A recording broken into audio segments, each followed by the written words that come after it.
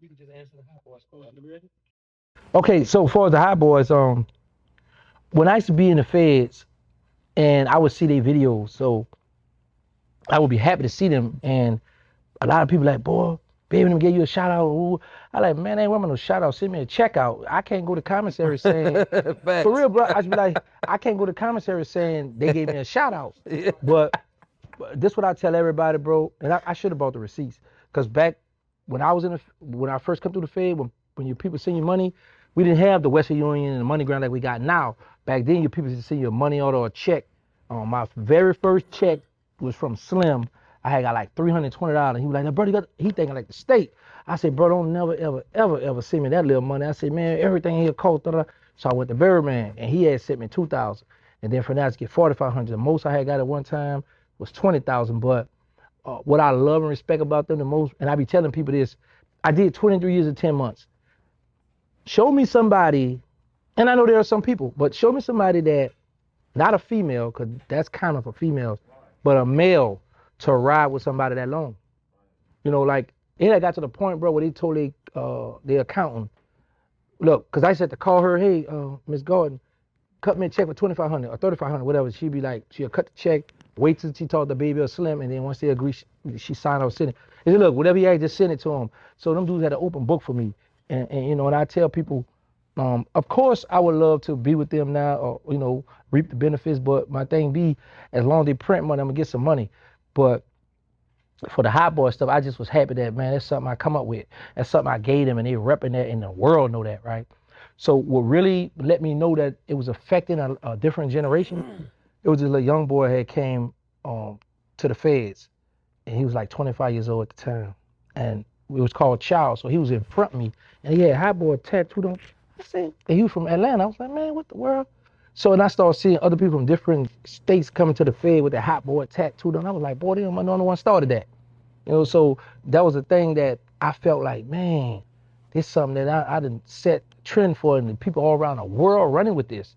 So it made me feel good to know that. And then I was like, okay, we had it for jacking, dressing nice, jewelry calls, the police looking for you, your enemy looking for you.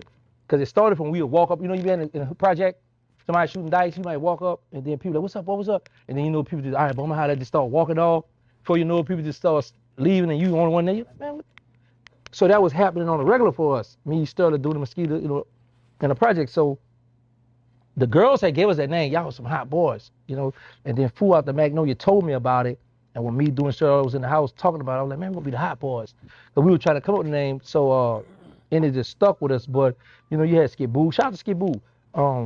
Logger Black. A lot of them out the project. Killer Stone, all of them. Chill Will, Hank. But just to see Juvie, BG, Wayne, Turk blow that name up and take it somewhere, I was like, boy, I'm part of history. That's why I always tell people, you can hide it, but you can't erase it. So you said something a while back, and it made me want to think about what you're saying right now. You said when you came out, you thought you was coming home to a bag. Yeah. And you came home empty pockets. Big facts. Why you think you came home to no bag? Because of this, what happened, the rat allegation. Mm-hmm. So they like, and I'm gonna tell you, when I first come home, I remember being, now I know it's Chalmette. Mm-hmm. I went to this porno store. Yeah, I had to get some stuff, you know what I'm saying? So I was looking for that China blow we used to have back in the day. So I was on the phone, and then Bird was like, he fucked up. yeah, because I knew, you know what I'm saying? I had been gone a long time. I got you. So I'm like, I gotta go get right. I gotta go dig. So fucked up with it. yeah, so Bird was like, man, get from down there. And I'm gonna be honest with you, bro. We was in the east.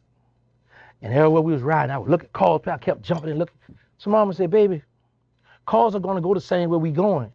People gonna turn like we turn, like, yeah, but I'm spooking, but nobody Right. know I'm home though. Mm-hmm. So what made me like lock it in, one of my brothers, he had took a picture with me, my little brother, me, him, my mama, Chinese, she deceased now, and he posted on Facebook. So everybody started noticing I was home. One of my cousins that live out here in the east now, he didn't like that, so he come over to the house. So he was like, bro, come out me in the east. I didn't want to go to his house because I remember when I left, before I left to go to the feds, anybody ever had a family member that pee in the bed in the room that smelled like pee? So in my mind, it's been like 20-something years, but I'm still thinking, man, now your house might smell like pee. I ain't going there. So I'm sitting in my mama's living room, right? And I'm like, you like, bro, cuz, come on with me. I'm telling myself, nah, cuz, I don't want to go there. I don't want to smell that. So he talked me into it. I go to tell that was the best thing I did, bro, because now I was used to seeing TV by like this in the Fed. We got like 8 TVs in the dorm, but he got this long TV like that, wide. I'm like, man, that boy got a big old, got the sofa. I'm like, oh man, it laid back in here. So I did that. Then the next day I shot out to Texas. So me and Bird had a talk. He was like, bro, what's up? I want to know everything. I run it down. We talk. So he had let me talk to Tony Braxton. And then he was like, well, bro, you know you made your bed, you got to lay in it. So in my mind, I'm like, bro, come on, bro, you know that hot boy stuff, you owe me some millions now. I see where it's going, right? But I ain't saying it, I'm just, because I don't want to take him off. So I'm like, yeah. He said, you got anything you want to say if I hang out? I was like, yeah, give me a pillow. Because at that point, when you see I made my bed, I got to lay in it. So I'm knowing, okay, this going to be a rough one for me, right? Give you a pillow. Yeah, it's going to be a challenge for me. So in my mind, I'm like, I had prayed and I asked Allah for 2 things. I was like, please let me get out while I'm still healthy and alive, and let me make it out to see my mother. Because when I was incarcerated, I knew a lot of people lost their families. So I had just wanted this. So when I got out, I was like, those are 2 things I asked for. I know I'm a hustler, so I'm going to get me some money. Now, and I ain't going to lie now, once I seen that I wasn't going to get that lump sum from Cash Money, pulling a jack move came across my mind because I was like, I'm good at that. And then nobody don't know me, right? So I was like, nah, man, you just did 23 and 10, and it ain't worth it. I'm too old to be going back to jail now. So I just went and got a job, bro. That was what I was so happy to have this job because I had never in my life worked. And I was like, well, at least I'll be able to stand in front of these children and say, go get a job. I pay taxes now. So I be working overtime to this. Then I start working at Tyson. And then I started looking at my YouTube check. And one night it was like a year ago, it was time for me to go to work. And I was like, you know what? Man, I quit. So I didn't go to work, bro. So my PO, he come to my house. He said he had his head down taking notes because I had to show him all my YouTube check, all my stuff. So he was like, you still working at Tyson? I said, no, I quit. So he stopped. I said, here go the bull. He looked at me, he said, man, why would you out of been quit? I was like, yeah. So I didn't have to go work no more because I was making a lot on YouTube. So but let me tell y'all something. I've been home 3 years and 11 months now. Last time I looked at my YouTube channel, I made $450,000 since I've been home on YouTube, bro. It's almost $500,000 on YouTube. So, man, God bless me. So that's why I don't be upset about nothing. And like I always tell people, you would never, ever, ever see me make a disrespectful video about Birdman or Slim or disrespect Cash Money because they was there for me when I really needed them. I don't need you now. I would like to have you, but I don't need you now. So what's your relationship now? I can't get on the jet. I'm trying to get to the jet, but I can't right now. So baby won't let you on the jet? No, not right now. Facts. So what's the reason? Like because I know the conversations probably be vague sometimes. You know they vote. But you know. Yeah, but you know they're gonna vote. Should we let them on? No, don't let them on. Because you gotta keep in mind this. They repping the blood. So they got an image to uphold. Facts. So the world, okay, he a rat. So now you got your brother was a gangster in the streets, set trends, cut up uptown. I'm gonna say uptown, right? So now you come home, you got the stigma on your name. Y'all representing this blood, so y'all gotta go. Y'all gonna let him rock with y'all? Right. So now it's gonna make them look bad, you know? So I'm like, I don't got a problem with that. Just drop the bag off and just tell me where to go pick it up at. Facts. That ain't happened yet, but yeah, but bro, like I say, they was there for me, bro, when I really needed when I was incarcerated. So out here, I done been in so many places since I've been home. And me and Sherry was just talking about that. I said, bro, I've been traveling the world, bro. And I always think like, sometimes I get up like 12, 1 o'clock in the morning, just go drive up and down this one street in Dallas. They got a bunch of restaurants. That's how I got Mario size, because I was smaller than this. So I would go eat a lot. Go eat. I said, I'm gonna go here tomorrow. I'm gonna go here. And then what freaked me out when I went to Walmart, because like in the Fed, you might only have like 2 type of cookies for 3-4 years.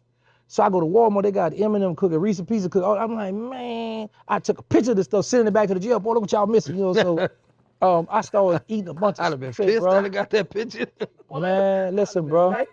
Why would you send me this? Because y'all, this was going, man, listen, that's because this was going on out here, you know what I'm saying? So, bro, And I just had to start learning stuff on my own, bro. Like, I remember driving home from work, and I was, when I left, you had the map. Okay, drive here, go here, and turn. So you got the lady telling you, go up. I said, well, what if I go wrong? Then what you gonna do? So I did up on purpose. It went blue, blue, blue. Go. I said, man, that stuff, it was freaking me out just to be able to press the address and get where you gotta go. Yeah. And when I come home in Walmart, another thing just freaked me out was the self-checkout. I'm at that counter and they got them 3 women, they looking good over here, and they laughing and talking and looking at them. I'm like, look, I know I'm looking good. Now come on, which one y'all gonna do y'all job? They were like, no, that's self-check. So the lady come on, I said, oh, my bad, I just got the Fed. I said, but she said, yeah, you check. I said, y'all won't trust me like? She said, yeah. I said, man, I'm gonna be stealing out here. That's in my mind, bro. Yeah, I ain't Because mad how at y'all, yeah, bro. So, yeah, man, for real, bro. So, and it's been a blessing, bro, for real. That's why I don't cry or get mad about stuff online, because I'm like, boy, I don't know if you know where I come from. Where I come from, dudes losing their life, dudes getting their time ran up. It's a bunch of men, miserable men in the joint, hoping you don't go to commissary, hoping you don't go to visit, hoping nobody don't send you no money. So I'm out here where I can just move around by myself freely, So January the 3rd, God, will be 4 years for me being home, bro. So I'm bidding out here, bro. I'm gonna clap for you, bro. Cool, bro. Real talk, yeah.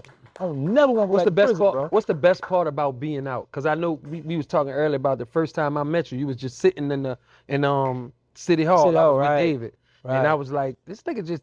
I walked past you because you just look like a regular nigga that. Yeah, man. You had a fucking hoodie on. I'm like, and then I stopped. I said, oh shit. And so how does that feel to be able to just be like that now from fucking where you was? It feel good because I be like, man, I know myself. I know. Let me just say this, for all them ones who in the bushes, they be peeking and not speaking. I know what I did, right? But it just feel good to be able to be. That's why I go to places like City Hall or where the civilians at. People like I came across some deputies I was in HOD with way back when, and they work over at City Hall. You know what I'm saying? So I'm running across people I ain't seen in a long time, and it's just a blessing to be like, because all my best friends died in their 20s. Like original Hot Boy Sterling, me and him was together when he got killed in the Iberville. Mosquito had just dropped me off when he went and got killed in the Callio. I had just got off the phone with Dooney when he got killed.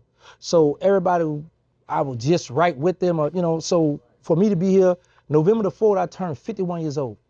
So I'm saying to myself, man, a lot of my friends was in their 20s. Black and Mo, who I looked up to. Lester Duplessis was the oldest one who I loved and looked up to that died. Because Black and Mo, all them died, everybody, they died in their 20s. So I'm like, man, God bless me to be this old, to be here to see this stuff. And the thing what I like, when you got people like Mario and them who got a big name that acknowledge me. I don't care if you clowning me or not, you still got my name in your mouth or in your title. So I'm not tripping off that, you know what I'm saying? So once you learn to get bulletproof emotions with this social media, man, you be better off, bro. Man, real talk, you be better off. I'm not on the microphone, but I just gotta know this, and because I want people to see this. Did you think you was gonna make it to 51? No, indeed, man. No, bro, because... Did you think you was gonna make it past 21? No, and let me tell you why.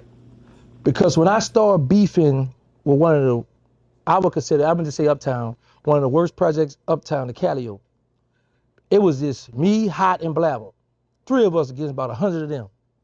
One thing about the Callio project, they got back of town, hill, cutboard, all that stuff, but if you come back to the bring one of them home, they going to come back at you.